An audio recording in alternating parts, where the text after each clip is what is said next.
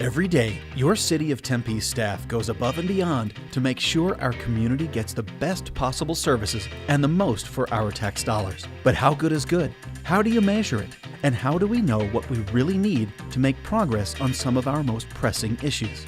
To guide us, we developed a series of goals designed to help us improve our community based on our Tempe City Council's 5 strategic priorities. Reaching for excellence, we are comparing ourselves against the rest of the nation as well as ourselves. Some of our goals will help save lives. Some of them will help us save money. All of them will help us make Tempe a better place. Tempe Accelerates is an opportunity for you to get involved. Hear what city staff and community partners are doing to reach our goals. Your role? You are a vital part of our community. Share your ideas and help us craft better solutions. Ask questions. Be part of the conversation either in person or online. Check tempe.gov/Tempe Accelerates for dates and times of our next programs and collaborate with us at Tempe City Hall. Today, we will hyper-focus on 2 performance measures. Each presenting team will have 10 minutes to share data, strategies, and progress on a performance measure. Then, you will have about 10 minutes to ask questions or offer suggestions and ideas. On the back of your agenda, we have resource questions to help you participate in the conversation. Also included with your agenda is a quick survey with space you can use to include any ideas or suggestions you might have about today's topics. Thank you for participating. Now, let's accelerate. All right, good afternoon, everyone. Thank you for being here and welcome to Tempe Accelerates. Over the course of time that we've been doing this, little by little, our in-person audience has grown, and it's wonderful to see the increasing levels of interest in what we're doing here. Today, we're going to be having 2 presentations, and both be about 20-ish minutes, leaving about 10 minutes or so for comments and questions. We encourage those questions and comments. I know that the teams who have worked hard to come here today and present to you will take that feedback and will use it to continue to hone their strategies and their performance in reaching the goals that they have set for themselves. If you don't have an opportunity to actually give in-person comments, there's forms in the back where you can write feedback and comments as well. So without further ado, let's welcome the first team. Welcome. Thank you. By a show of hands, how many of you have a library card? Yay! Okay, how many of you have been to Kiwanis Wave Pool? Good. And how many of you grew up going to city parks? Awesome. So today's topic should be of interest to you. Good afternoon, and thank you for coming today. I'm Katie O'Connor, and I'm with the library. With me today are Amanda Martin from the Tempe History Museum and Sean Wagner from the Parks and Recreation Division. We're here to talk about Council Priority 3, Quality of Life. We're focused on enhancing the quality of life for Tempe residents and workers through investment in neighborhood parks, the arts, human services, and city amenities with an emphasis on equity and diversity. Performance Measure 3.16 addresses satisfaction with those facilities. We recognize that these priorities do not operate in isolation. Related measures pertain to feelings of safety in city facilities and parks, replacement and rehabilitation of assets, and quality programs, among other considerations. We find that quality of programs is so interrelated to people's opinions of facilities, they often do not make a distinction between the two. So why do community services facilities matter? As Katie said, I'm from the Tempe History Museum, and there we have a community room. So the museum, of course, hosts its own programs in the room, like our free performances at the museum series of live local music. We also host concerts for the special needs community. We have a free Tempe Time Machine summer program for kids and their families. And there are even partner events with groups like the African American Advisory Committee, breakfasts, Black History Month talks, and a Juneteenth celebration. Other departments use the room as well for staff trainings, retirement celebrations, and other free public events like State of the Neighborhoods and the upcoming Human Services Care Fair. The room also serves as affordable rental space for the public. And there are so many different types of events that occur in the room throughout the year. Everything from baby and bridal showers to memorial services, nonprofit meetings, local school district staff trainings, cotillions, and small business launch parties. Now this last June, the Mosque on McClintock hosted a Ramadan dinner in the room, and they welcomed people from all walks of life. So there were people from various cultures and religions sitting down, eating dinner together, talking, and getting to know one another. And it was pretty wonderful and pretty powerful to watch. And that's what our facilities do. They provide a space for people to be able to come together. And these are just a few examples of just one space within our entire department. So why do community services facilities matter? Let's explore a little bit further. Health and wellness. Tempe offers activities to fill the myriad needs of its residents and non-residents.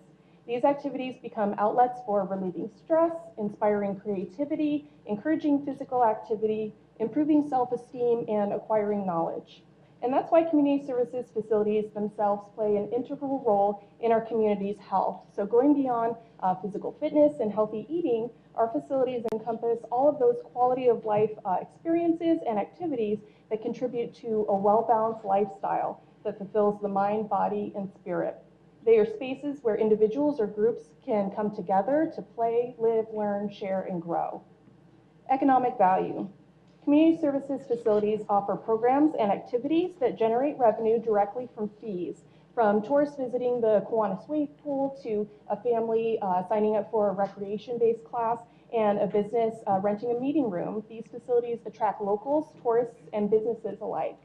But as important, or maybe even more so, our facilities provide significant indirect revenues to local and regional economies from things like sports tournaments and special events like music, arts, and holiday festivals. Economic activity from hospitality expenditures, tourism, fuel, recreation equipment sales, and many other private sector businesses is of true and sustained value to local and regional economies. And social equity. Our facilities are gathering places for families and social groups, as well as for individuals of all ages, cultures, and socioeconomic status. These spaces positively impact the community because they do everything from encouraging volunteerism to creating awareness about cultural and historical preservation, from deterring negative behaviors in youth to supporting and advocating for diversity. Community services facilities are a tangible reflection of their community. They provide identity for citizens and are a major factor in the perception of quality of life in a given community. Community services facilities, programs, activities, and events are often cited as one of the most important factors in surveys of how livable communities are. So what comes to mind when you think of a community services facility? The chances are you're not aware of all of the indoor and the outdoor facilities that are managed and maintained by the Community Services Department. So we're the caretaker of brick and mortar facilities comprising over 500,000 square feet of building area, which is more than any other department within the city. In addition to that are over 1,800 acres of parks and preserves. So building spaces and amenities can be divided into four main categories. Community, recreation, and aquatic centers include things like all ages and senior-focused recreation facilities, pools, a tennis center, and a batting range. Cultural and entertainment facilities include a library, a history museum, a state-of-the-art performance center, a baseball stadium, golf courses, historic homes, and yes, even a cemetery. Parks and preserves.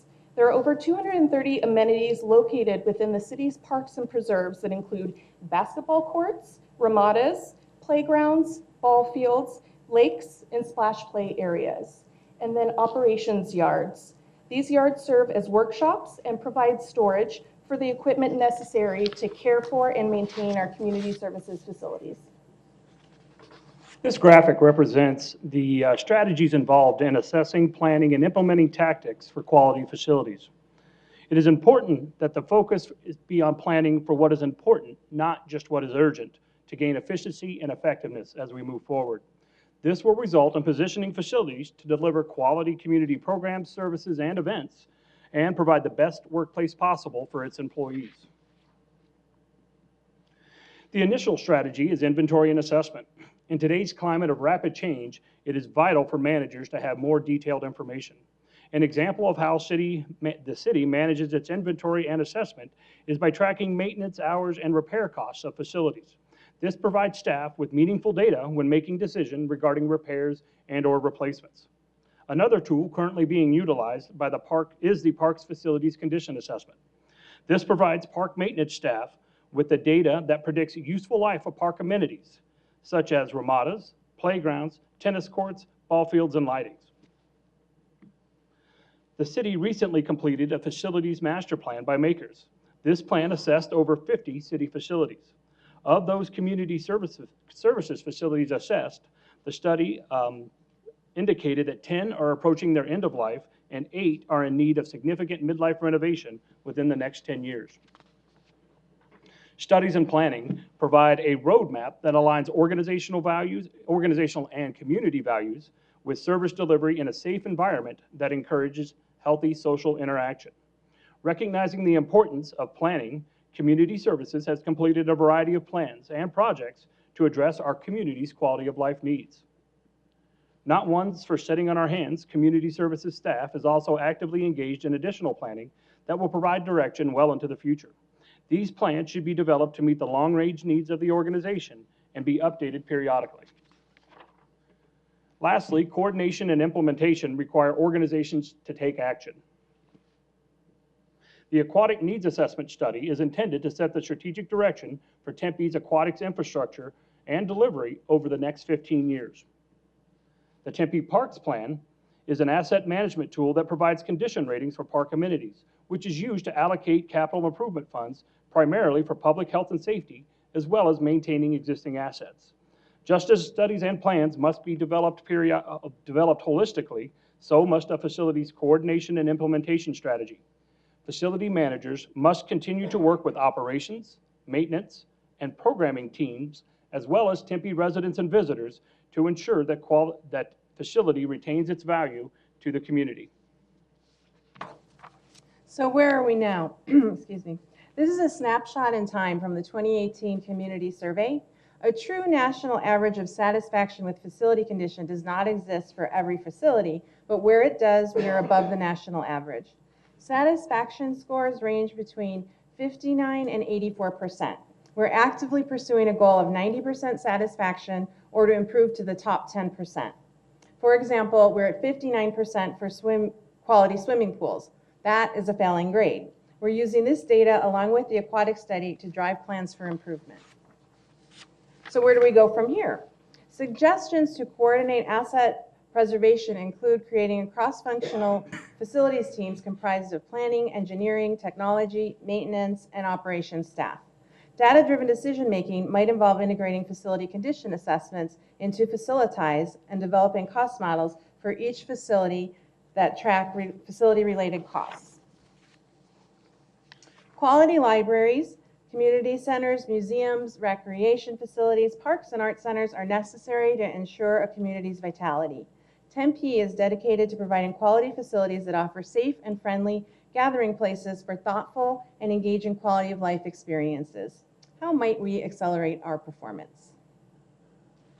Boom.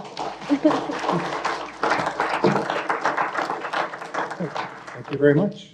Now's an opportunity to provide any input. Go ahead and raise your hand and we'll get the microphone to you. Someone down here.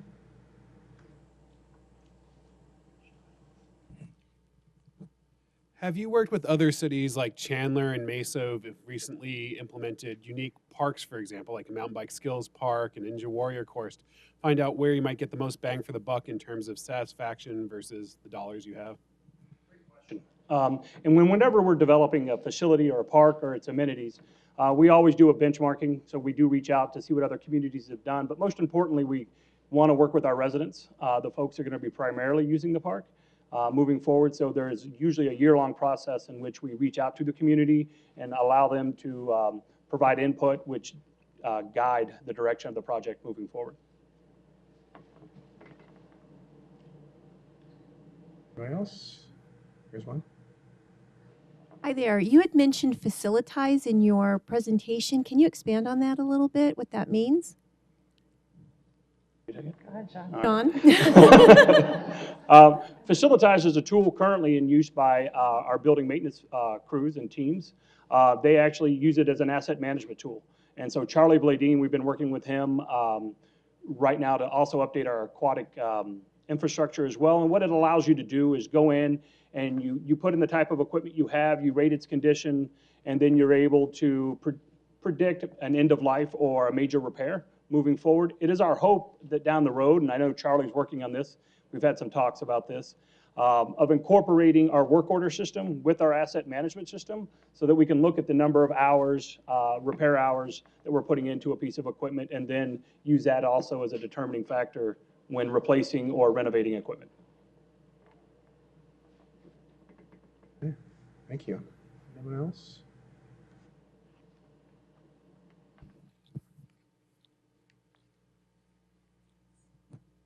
You pointed out this low score for the swimming pools of being at 59%.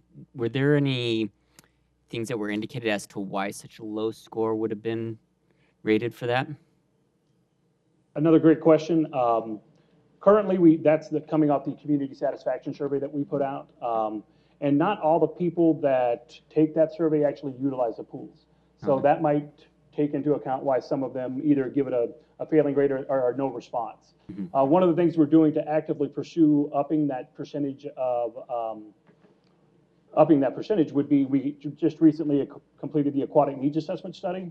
So within that, we've been able to develop where we have gaps in service within the community, and then work with the neighborhoods and the community members in that area to develop an aquatic amenity that would suit their needs, not only now, but moving forward into the future. Okay, thanks. In the back?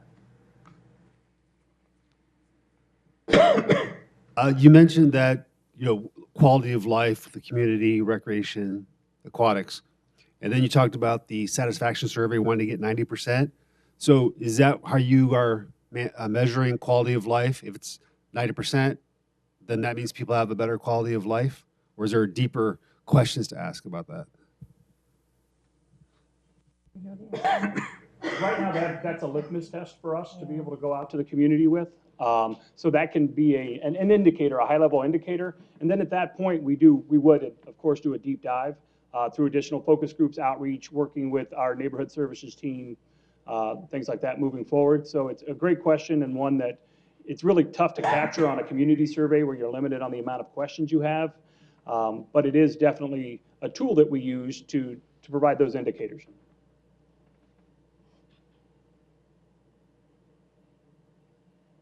For each of these 6 measurements that you had under this performance measure, what is the current expected timeline based on what you currently have as your strategies that you would achieve 90% by? For each one of the strategies? Yes. Or? You have a date in mind for each of them? Because when we think about acceleration, we typically think about it in terms of, if you know you can achieve something in 10 years, what would you want to do or should you do to potentially accelerate that timeline? And I guess knowing what your timeline is would help us to think about what that would look like potentially. Just as an example, with the quality of city swimming pools, part of that was the aquatic needs assessment study. That was that first glance at it. Right now, there's a 15-year timeline on that. Okay. Moving forward. Some of the other ones are very, very close to reaching that 90%. And so we're hovering in that area. And so that's when the devil's in the details, and we really got to get down and do that. I truly think a lot of the city's infrastructure and the programs and services we provide right now, as you can see here, do a great job of meeting the needs of the community, but it also shows we have room for improvement. And I think in continuing to work with our senior leadership and community services and city management, we'll get there soon. To what extent, I know that this primarily comes from the citizen satisfaction survey that we do annually. Is that mixed in? Does community services also do sort of in the moment surveying of customers, who are taking classes or utilizing facilities, where you actually get data that way as well for people who are actually known users? We do. I can speak to the library. In the library, we survey people after every program in class and get their immediate feedback, or every event we have. We always have printed surveys or online surveys, or some way for them to communicate with us how they feel the quality of the program was. We don't typically ask as much about facilities, but that doesn't mean we can't add those questions to the surveys we currently use. Sure. So how does that information track compared to what we're seeing in the annual survey? Everybody loves the library. Are they loving it as a top 10% city, or are they loving it as something less than that? No, they're loving it at a top 10% city, 89% or something like that, I think is our Good to know. average. Any other questions? Okay, very good. Thank you so much. Well done.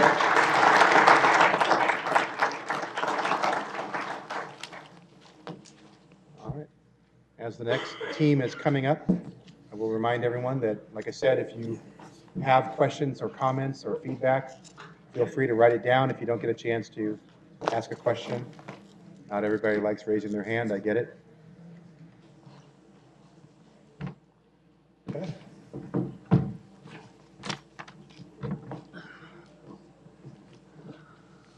All right, very good. So we're going to hear about solid waste diversion rates. Is that correct? That is correct. Yes. Wonderful. Take it away. All right, well, thanks for having us. We're very proud to be here. I'm Dawn Ratcliffe. I'm the Public Works Program Coordinator dedicated to residential recycling. And I'm Dan Montgomery, Program Coordinator for Post Collection. And I'm Michael Ulmer, Program Coordinator for Public Works Solid Waste Commercial Business Retention, Sales, and oh my God. that was Aaron that caused it earlier. So anyways, we're proud to be here, and we're going to present on Council Measure 4, Sustainable Growth. And sustainable growth and development, and especially to talk about Performance Measure 4.04, achieving or exceeding the Council's adopted solid waste diversion rate by the year 2020. I just want to ask real quick, does everybody know what diversion kind of means or stands for? No? Okay. So diversion would be anything that we really don't take to the landfill. So that could be literally recycling material, it could be reusable material, and Dan was going to talk about it later on about the inert material, the green waste that we turn into mulch and things like that. And so our target for this is that we want to divert 40% in all single-family residential by the year 2020, multifamily at 9%, commercial services at 25%, and an overall at 25%. So a little bit about commercial services. I want to talk about commercial services and what it is. So commercial services is very different, like from residential. We're actually a very competitive market. So we have to compete against the privates, and usually you will recognize us with the metal bins instead of small 90 gallons. You'll see the roll-offs and the front load containers. And in the special events, you will see some plastics, but overall. So we have to be a very competitive entity out there to really fight against the privates and stay in business with the privates. So, so some of the things that we do is we go out and not only do we sell commercial business to or services to the businesses, but we also have to make sure that we deliver a high customer satisfaction and that we do our job right. So we also repair containers in our shop and make sure that we really do our job right. So, all right, so how did we get started with diversion? And we started that in 2014 when we really started gathering data from what we were bringing in on diversions and what we were diverting at that time. And it took us almost 2 years to come out with the first numbers for City Council. And that was in 2016, where we actually diverted 5.1% of our material. And that jumped in 2017 actually up to 7%, in 2018 to 10.2%, and then currently actually we're on a rate at 21.7%. So you see over the short few years, we have actually increased it almost 4 times in the volume. So, so what are we doing for the future, and what are some of our goals that we're actually working on? The right slide that you see up there, that's actually a very small container, and that would be for the inner yard that we have. Dan's going to talk about that a little later. And that is actually granite, literally from a company that does granite countertops. And yes, that material is divertible. So we can actually crush it and then use it for dust proofing in our alleys later on, and then mix it with some other stuff, but Dan will actually get into that too.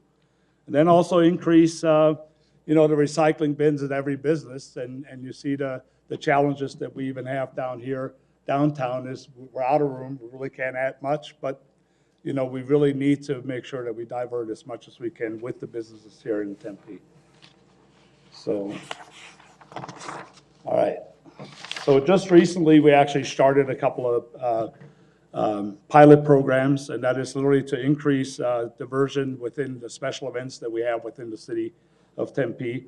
And so we did a pilot program for the Diablo Stadium, actually, in food waste. And it is amazing when you see there's only 17 games, but within the 17 games, we were actually able to divert 6.33 tons of just food waste.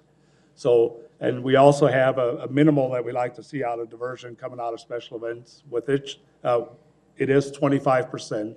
And this year in Diablo, we actually achieved a 32% diversion coming out of our stadium.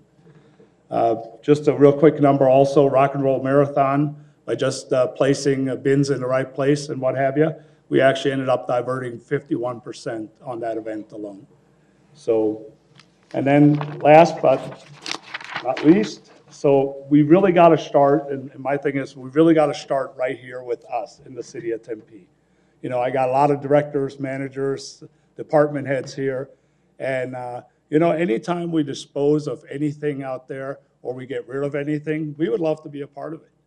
And you know what? There might be material out there that you guys don't know that could be diverted, reused, or repurposed. And then, you know, I'm literally a phone call away. We'd be glad to look at it, come out, assess it, and then take it from there. So with that, I'm going to hand it off to Don. Thank you, Michael. So we are focused on the residential recycling and diversion program, or IAM. And in 2015, we had just under a 21% diversion rate. We're almost at 27% so far this year. We've enacted a number of programs. The one on the far left is our SMART program that stands for Save Money and Recycle Tempe. So what that is curbside residents can voluntarily choose to go from a 96-gallon bin to a 48 or a 65-gallon bin, and they can save money in the process. The ultimate goal is over time that they'll recycle more and then reduce the amount of trash they're throwing away. We also started that program July 1st of 2018, and we did pre-signups, and we already had in May and June over 1,800 people signed up for that program, so it's very impressive. In terms of the curbside green organics program, we have over 2,600 people participating in that program to date. And we started that in December of 2016. We also have on the far right image there, you can see it's a bunch of contamination. So we've started doing internal audits, and we also do quarterly audits with waste management. This is where we go through anywhere from 500 to 800 pounds of recycling, and we put it into categories so we can tell what people are throwing away, and that helps us with our messaging. Also, we have our top 10 in the bin, which you see in the lower right-hand corner. This is one of our flyers here. And so we're trying to get back to the basics. So we want people to focus on the basic do's and don'ts of recycling. Moving ahead, and these are some of the programs we've already started, we have our educational notices, and this is myself and another coworker. We go out into the communities, and on their recycling pickup days, we actually go through the bin and we look for contamination. And it's just meant to be educational. So we leave these education notices, and there's a bunch of check boxes, and this is going to help people hopefully recycle smarter and recycle right. We also have our, I've mentioned it before, our Green Organics pilot program. We are expanding that. We have a small expansion taking place next week, and we have larger expansions taking place this summer. We have our, you can kind of see it there, it says keep them loose. It's specific messaging that we got through a grant. It was actually Braden, our sustainability director, got a marketing and action grant. And this allows us to test different messaging and then to do a before and after audit. And we actually have seen a difference in terms of people recycling better after getting these postcards. The goal is, because it does resonate with so many people, we're going to start using this messaging probably this summer sometime across Tempe. And then last but not least, we have our separation of bulk trash and green organics. Right now, green organics, part of the bulk trash, can be picked up 3 times a year. we're looking to moving that to all 6 times. So it would be every time there's a bulk trash pickup, there'd be a green organics. And then moving along to Dan. Okay, just a little background. In 2015, we started a citywide program that encouraged residents to separate their green and their bulk trash material. They do that 3 times a year, and it's kind of coordinated with our trimming seasons. Our uncontained crews then collect the material, and they bring it to our compost yard, which is located at 1000 North Rio Road. In 2016, it was our first year. We processed 2,000 tons, most of that which we gave away at our city and valley-wide compost events.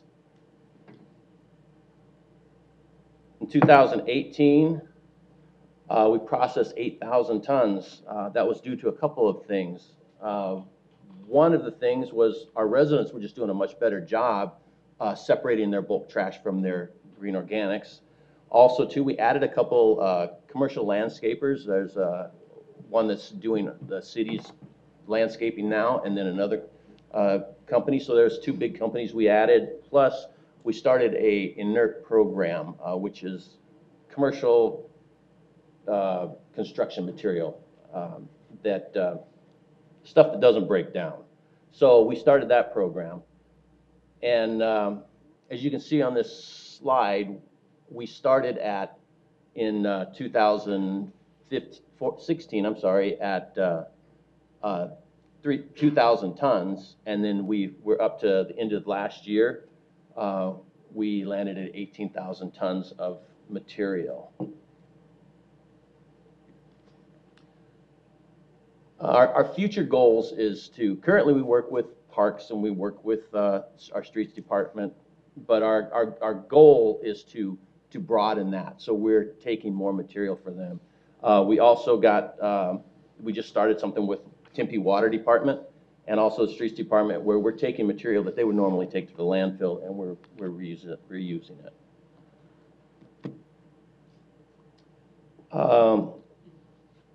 While we still give away compost to our city residents, our goal is to sell quality compost. Currently, we do sell some to our Parks Department, and they use it on their soccer fields and on the golf course. We plan on eventually getting a bagging system so we can bag material and try to sell that throughout the valley. Someone even already coined the name of the material as Tempe Gold. So we're running with that.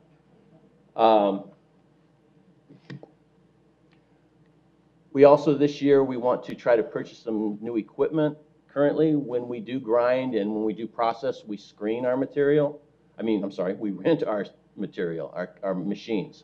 And it's hard for us to get things done, get it done correctly when you're waiting on someone to bring you a piece of equipment or something like that. So what we're hoping to do this year, and we've already started the ball rolling, is to purchase a deck screener, which you see in the picture, and a windrow turner. And the windrow turner just turns the material, aerates it, so it can get water and air to it, and the compost cooks better.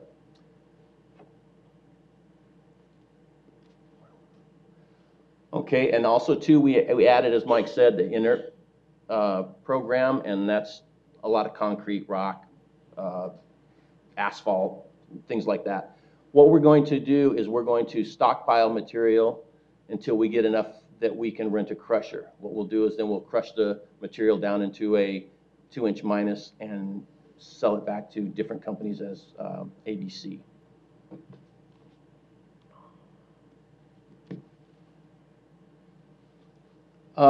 We also do a lot of alley dust proofing and different areas dust proofing and stuff. And currently we just use millings or crushed asphalt. And where it's a good material to use, it's not sustainable. So we're working on trying to create some material that we can mix. So we're going to do some crushed asphalt, some ground palm fronds, and we started screening street sweepers material. So we're going to mix those, try to see what we can come up with for a material that will work in our alleys. Our goal isn't just to take less to the landfill. Our goal is to close the loop by repurposing green organics and inert material and give it back to the city and beyond. All right, so despite you've heard about some of our programs, there are some challenges that we do have.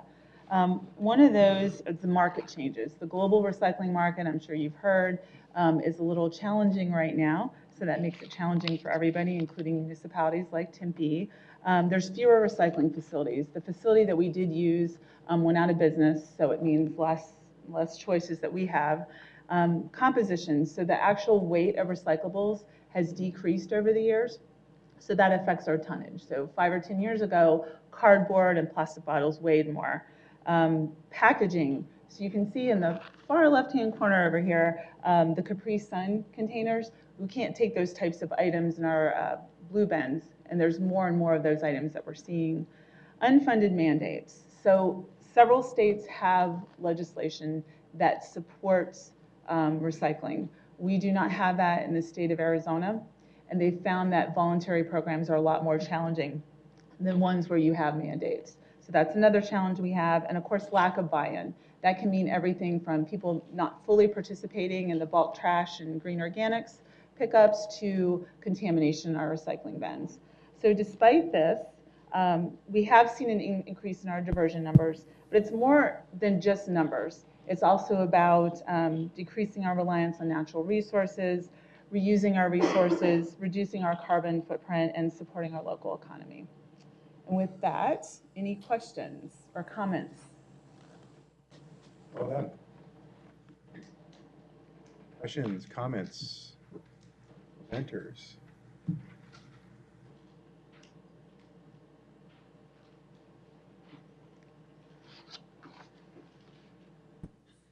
You mentioned how that you pass out a flyer. Is that only to those who are currently doing recycling, or who is that going to exactly? A couple of different flyers. The one in terms of education, my coworker Brett and I, who's here, we go out and we look through the bins. It's an education notice, and this is just to get people, so when we're actually looking at their bins, we can tell, okay, we have X number of contaminants, we do the check boxes. And then we also have these. These are just general information flyers that we hand out at events. We also do literature drops in the neighborhood where we go door to door on Wednesdays where we don't have a collection of recycling, and we drop these. And we found that this does help, but it's not just this. It's everything from social media. I think Shannon's here who's doing that. It's Tempe Today. It's getting the word out every way, shape, and form beyond just the looking through bins. Yeah. So as a Tempe resident myself, and I'm an avid recycler, and I read the, what's on the outside of the bin, what I should be putting in, how I should be putting in there. Other than that flyer, since I've never received one, how would I know about changes or updates that would need to happen unless I had to proactively go out and search for the information? Is there any way that it would come to me? That's a good question. So we do everything from Tempe Today, social media, next door, these lid flipping opportunities. We've also talked about some of the recycling bins that are out there are outdated and they have other information on there. So us putting signs on the bins when we're out in the neighborhood. So that would be a process we've talked about maybe for like summer or fall. Because it's true, like if you're not getting the message that way, how are you going to get the message? And the best thing would be like for the green organics bin, we have the signs on the bin, and that's the easiest way to get the message out. Okay, Good question. Looks like we got a hand in the back.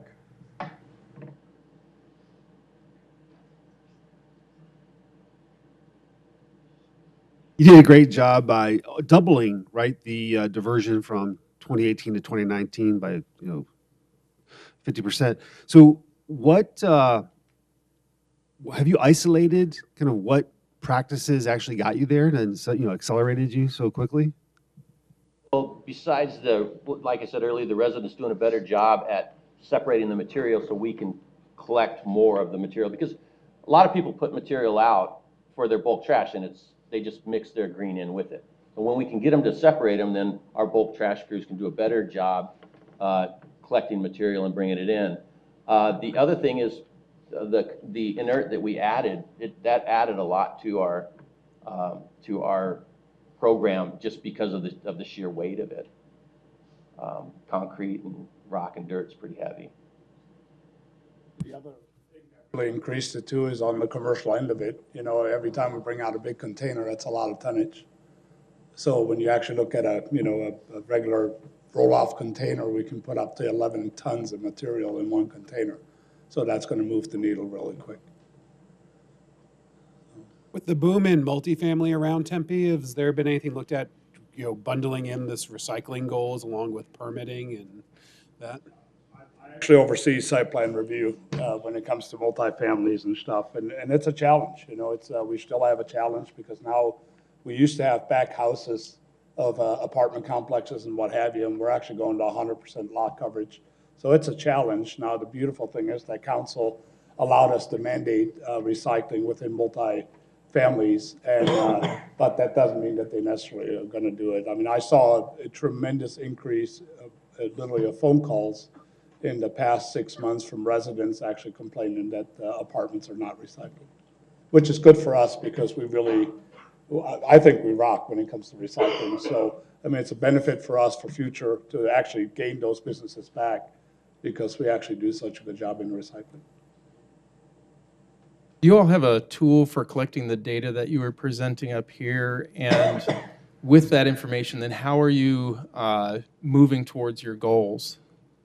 The beautiful tool is that we actually are very realistic. We use sheer tonnage. So unlike others, who actually estimate what they do, we actually go by sheer tonnage of what we collect. So, and Daniel, by the way, you guys have, we just got a really beautiful scale up there that is dead on and spot on. And I mean, you can take a 52-foot semi truck and park it on there. So it's a really great tool. But, I think we're doing it right and we're not fudging numbers. We're actually using real data. I was just curious, you had mentioned contaminants, like in, the can out on the curb. Is that whole can then contaminated and it can't be recycled? And then does that then, if it doesn't get caught, does that then transfer to the truck? How does that work? It doesn't, but if there's enough cans like that, it can contaminate a load, and then it costs the city up to 4 times more in processing. More of where we're seeing the contamination hurt us, that is a problem. But in terms of residential, it's when we do our quarterly audits with waste management, they take a sampling of, I think we just did one 2 weeks ago, just under 800 pounds. So you could have a really clean recycling stream, and then someone can throw a kitchen countertop in there, which we actually had happen 3 audits ago, and that can throw the numbers off, and then that affects our rates. So it's more about, you could have, like I said, 50 clean bins and one that's not, and that can throw the numbers off, which affects the rates that we're charged. So it's more about that. Continuing on Nick's question about outreach and information, I was curious with your tracking of diversion, do you also incorporate geographically areas so that you know which areas to target if diversion is, let's say, 10%, but the other neighborhood is 40%? Do you incorporate all of that information together? Is this for me? I think, okay, I thought so. I didn't want to jump in there. Since we're out in the field all the time, and Brett's actually out there a lot more than I am, we kind of have an idea of how neighborhoods are doing. We also record some data just for ourselves in terms of what contamination we're seeing in what neighborhoods. So that helps us too. We look at that. We look at, we talk to some of the operators. We talk to the office staff, and then they can kind of tell us what they're seeing. And I know we've done one visit. We're going to probably do another visit over the summer to the transfer station. So when they're dumping, you can see the items dumped out and can get an idea of where those items were pulled from in terms of routes. So we have a pretty good idea of, in terms of messaging, we haven't talked yet. I know we're going to have some meetings about that in terms of, would the messaging just be what we did marketing in action, or are we going to tailor it to meet the needs of the different neighborhoods? So that's a discussion that we'll probably have, I know, with Braden. But that's a very good question. Just to show you how different it is with commercial, if it is contaminated by over 18%, it will be dumped as trash. So Mike, you said that there was over 6 tons of food waste Yep, just at spring training, 6.33 tons. yeah. 17 games. Yep. Wow. Now, what do we do with food waste here in Tempe? Is We that something we that's- collaborated with Phoenix, and Phoenix actually has a way of processing it and handling it. So we rolled the bins all in one and then brought it down to Phoenix and delivered it down there. Yep. It seems to me like when just my own personal living here in Tempe and looking through what I throw away versus what I recycle, that food waste would be an area in the future that you could have significant gains if there was a way to take that waste.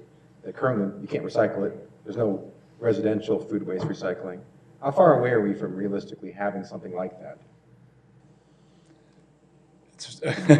It's probably, it's being kicked around right now. So Okay. it's being talked about, but there's By just. 2020, right? We're good? Right, by 2020. Saw that. There's a, Yeah, the funding, right? I was gonna say, there's Yeah. a cost. it's No, a I mean, cost issue. the vessels, and there's a lot of laws for that. You know, I mean, there's a lot of guidelines, like for instance, in our inner yard right now, we couldn't even take food waste if we wanted to Right. because of the state of Arizona. You look at other parts of the country where it's, they're at 0 landfill targets and things like that. We're not talking about that, obviously, but a big part of that seems to be that things that we currently don't recycle, that they recycle or are able to otherwise convert to either compost or something like that. So we're not quite there yet. It sounds like some of these barriers might prevent that, would you say? Well, Just in terms of, even if we look at some of the states when they talk about 100% diversion and what have you, and we talked about data. I think Mark, you asked about data. We measure what we haul, just surely what we haul. When you look at states like California, it's like Goodwill and what have you. They actually have to send the weights of the donated clothes to the city, and then they report on those numbers also. So, I mean, if we were to use all those numbers like California, yeah, we'd probably be at, 75% diversion. gotcha. So, yeah, I think that in the city of Tempe, I think we're incredible. I mean, that inner yard that we have, there's very few cities who actually can even come close to produce the quality of material that we do and giving it back to the residents. I mean, that's amazing. I see another question in the back. Was there someone else? All right. Great job. Good. Very well done. I'm just trying to get nervous, Thanks, Mike. So there you go. If you're new to Tempe Accelerates, or if you've been to several of these, this is what we strive to achieve. We have a couple of teams here who have really put a lot of time and effort into it. Let's go ahead and give a hand for both teams again. Well done. Send us your ideas and suggestions to tempeaccelerates@tempe.gov and visit us at tempe.gov/tempeaccelerates.